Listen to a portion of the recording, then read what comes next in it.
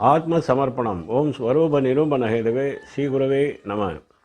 துலாம் ராசிக்கான வைகாசி மாத கோச்சார கிரக நகர்வுகளை ஆய்வு செய்து பார்க்கும் பொழுது 6, 7, 8, 9 மற்றும் 11ஆம் பாவகங்கள் வலுவாக இயங்குகிறது. உங்கள் ராசிக்கு 6ஆம் இடம் என்பது மீனம். மீனத்தின் அதிபதியான உங்களுக்கு 9ஆம் இடத்திலே, அதாவது உங்கள் ராசிக்கு 9ஆம் இடமான மிதுனத்திலே நிற்கிறார்.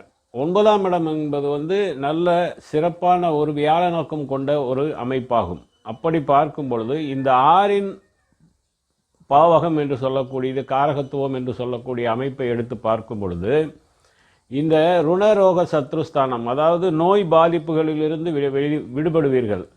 அதாவது உடல் நலக் கோளாறு, உடல் நலத்தினால் ஏற்படக்கூடிய துன்பங்கள் அனைத்தும் விலகும்.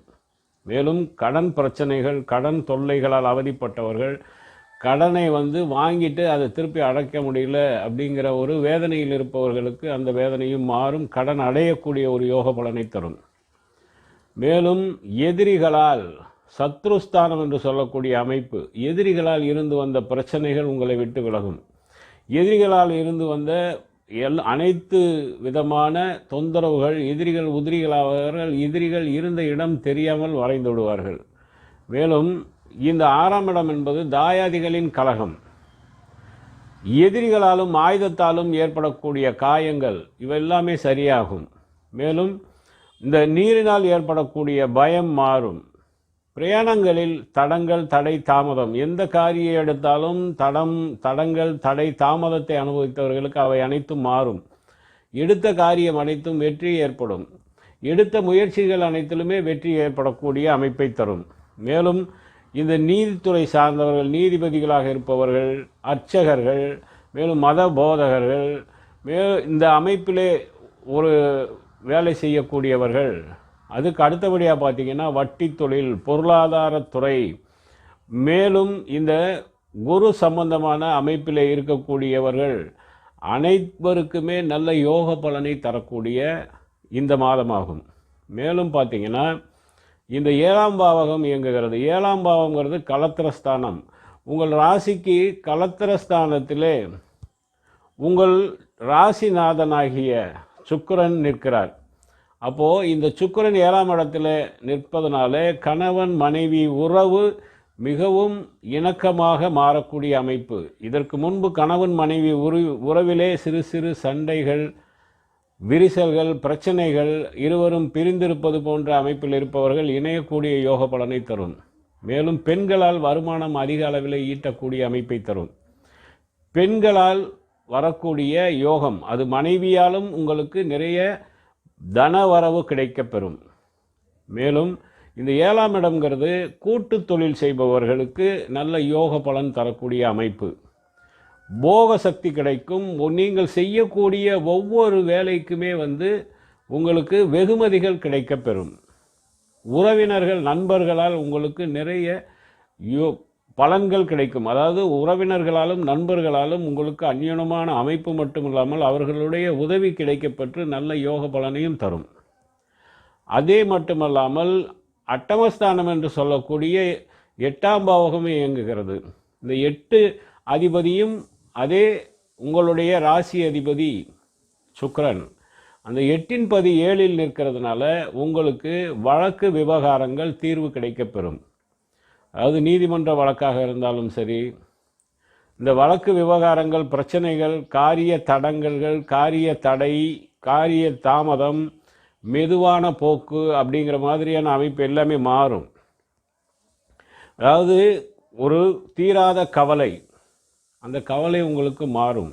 இருந்து வந்த தீராத கவலை இனி உங்ககிட்ட இருக்காது. அந்த கவலை மாறி சந்தோஷமான மகிழ்ச்சியான சூழ்நிலை ஏற்படும். அதாவது நீங்கள் எந்த ஒரு காரியமும் செய்யாமல் இருந்தாலும் கூட உங்களுக்கு மேல் பழி பாவம் இதுக்கு முன்னால் ஏற்பட்டிருக்கும்.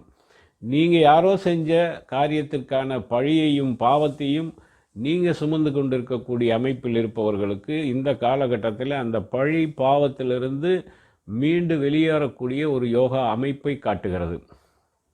மேலும் பாக்கியஸ்தானம் என்று சொல்லக்கூடிய 9ஆம் பாவகம், தர்ம காரியங்களில் ஈடுபடக்கூடிய அமைப்பை தரும்.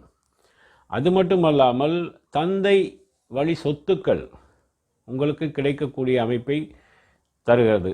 மேலும் நீர்நிலைகளை ஏற்படுத்துதல் போன்ற ஒரு அமைப்பையும் தரும். அதாவது நீர்நிலைகள் ஏற்படுத்துறதுனா ஒரு கிணறு வெட்டுவதோ அல்லது போர் போடுவதோ இது மாதிரியான ஒரு யோசனையில் இருப்பவர் இந்த காலகட்டத்தில் அதற்கான முயற்சி எடுத்தால் நல்ல நீர்நிலை கிடைக்க பெறும். அடுத்து பார்த்தீங்கன்னா குருவை சார்ந்த சேவைகள் செய்யக்கூடிய அமைப்பு உண்டு.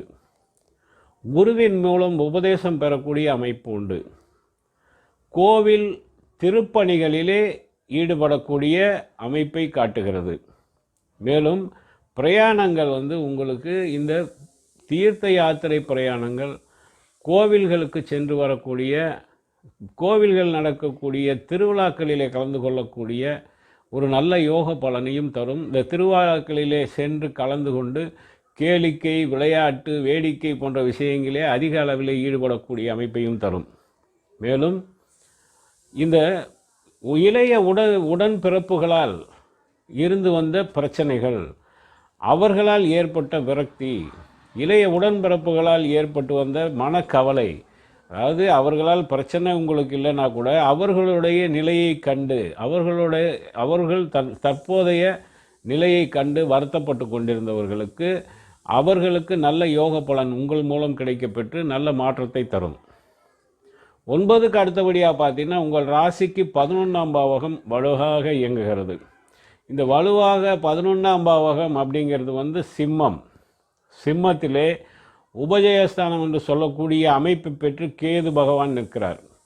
அப்போது கேது பகவான் உங்களுக்கு தொழிலிலே மேன்மை, தொழிலிலே முன்னேற்றம், ஒரு நல்ல பதவி, அதிகாரம் மிக்க பதவி கிடைக்கக்கூடியது. உத்தியோகத்தில் இருப்பவர்களுக்கு அதிகாரம் மிக்க பதவி, அதே போல் ஊதிய உயர்வு, வியாபாரம் தொழில் செய்பவர்களுக்கு வியாபார மேன்மை, வியாபார விருத்தி, ஓரிடத்தில் இருக்கக்கூடிய வியாபாரத்தை 2-3 இடங்களுக்கு விரிவுபடுத்தக்கூடிய யோக பலன், தொழில் செய்பவர்களுக்கு அந்த தொழிலை 2-3 இடங்களுக்கு விருத்தி செய்யக்கூடிய ஒரு அமைப்பு. மேலும் வெளிநாடு பிரயாணங்கள் அடிக்கடி சென்று வரக்கூடிய ஒரு பலன். அது மட்டுமல்லாமல் உங்களுக்கு நண்பர்களால் உதவி, நண்பர்களால் வருமானம், மேலும் கல்வி சிறக்கும். இந்த கல்விங்கிறது மேல்நிலை கல்வி, உயர்நிலை கல்வியில் இருக்கக்கூடியவர்கள், பட்டம் பெற நினைப்பவர்களுக்கு இந்த காலகட்டத்திலே ஒரு நல்ல பட்டத்தை வாங்கக்கூடிய, நல்ல மதிப்பெண்ணுடன் கூடிய பட்டம் பெறக்கூடிய யோக பலன் தரும். ஆராய்ச்சி ஆய்வு கல்வியில் இருப்பவர்கள் அவர்களும் ஆராய்ச்சிகள் ஆய்வை முடித்து பட்டம் பெறக்கூடிய யோக அமைப்பையும் தரும். அதே நேரத்தில் ஆராய்ச்சி கல்வி, ஆய்வு கல்வி, மேல்நிலை பட்டப்படிப்புக்கு சேர விரும்புவோர் சேர்ந்து படிக்க ஆரம்பித்தால் கண்டிப்பாக உங்களுக்கு நல்ல ரிசல்ட்டை தரும். மேலும் இந்த 11ஆம் பாவம்ங்கிறது லாபஸ்தானம் என்று சொல்லக்கூடிய அமைப்பு. வியாபாரம் சுறுசுறுப்பாக இருக்கும், வியாபாரத்தின் மூலம் லாபம் கிடைக்கும். விவசாயம் செய்பவர்களுக்கு விவசாயம் சிறக்கும், நல்ல மகசூல் கிடைக்கப்பெற்று எதிர்பாராத அளவிலே ஒரு நல்ல லாபம் கிடைக்கக்கூடிய அமைப்பு. அதாவது நீங்கள் உற்பத்தி செய்யக்கூடிய விவசாய பொருட்கள் எதிர்பாராத அளவு விலை உயர்வினால் நல்ல லாபம் கிடைக்கப் பெறுவீர்கள்.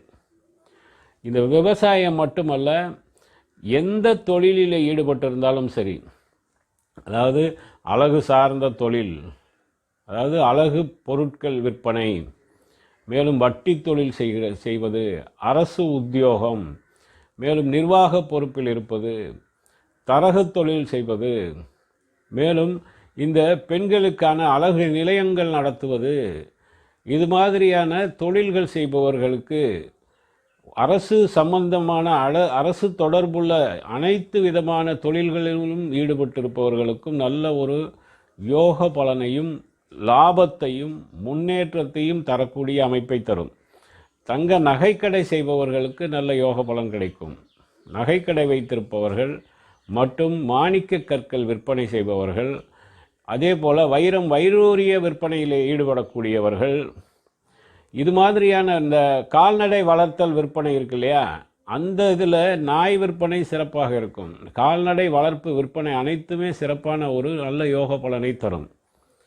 உத்தியோகம் அப்படின்னு எடுத்தாலே உங்களுக்கு இந்த அரசு சார்ந்தது, இந்த தீயணைப்புத்துறை, அது மட்டுமல்லாமல் இந்த இராணுவம், காவல் போன்ற துறையில் இருப்பவர்கள், நீதித்துறை, வழக்கறிஞர்கள், இந்த துறையில் வேலை செய்யக்கூடிய அனைவருக்கும் நல்ல யோக பலன் தரக்கூடிய அமைப்பு. உங்கள் ராசிக்கு அனைத்து கிரகங்களும் நல்ல யோக பலனிலே தரக்கூடிய அமைப்பில் இருக்கிறது. உங்கள் ராசிக்கு 2ஆம் இடமான குடும்பஸ்தானத்திலே சந்திரன், பூரணச்சந்திரனா பௌர்ணமி சந்திரனாக நிற்கிறார்.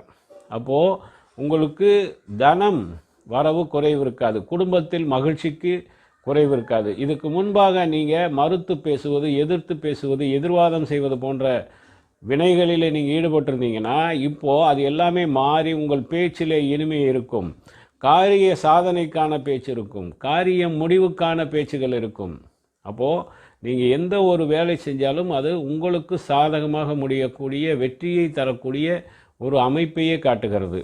இதற்கு முன்பு வந்த பதிவு, அடுத்தடுத்து வரக்கூடிய பதிவுகளை நீங்கள் பார்க்கணுன்னு விரும்புனீங்கன்னா சப்ஸ்கிரைப் பண்ணுங்கள், லைக் பண்ணுங்கள். நன்றி. ஓம் சிவாய நம.